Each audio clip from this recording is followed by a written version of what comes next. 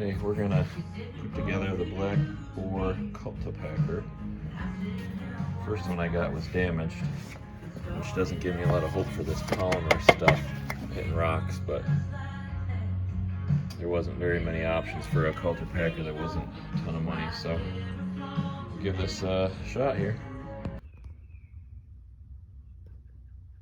So here she is in all her glory. This took me about 30 minutes. I thought it'd be super simple, and it's simple, but you can't use a drill unless you got a fancy drill that I don't have.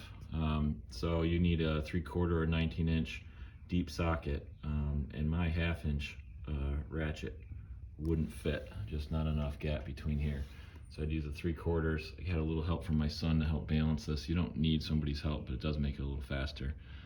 And as you know, this is a Kolpin mounted with the black bear, or boar, sorry, so worked just fine. So our last implement, this is our black boar cultivator on a Kolpin 3-point. Don't anticipate any problems here. The only thing I'm a little nervous about is this is plastic. Kolpin doesn't make a cultivator by the way. Cultipacker, my bad. Very big difference there, right? So we're gonna go pack everything down so that the seeds are near the top. We're gonna spread and cultipack again and hope for a little bit of rain. So this is my favorite one so far. Absolutely no problems or complaints.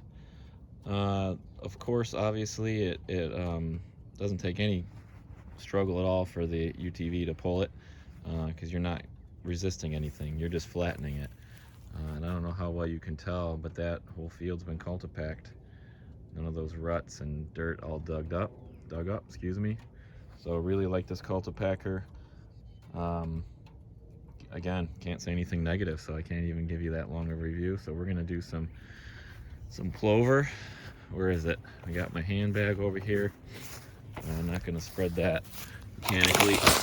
And this is supposed to do 1.5 pounds of fusion. So wish me luck.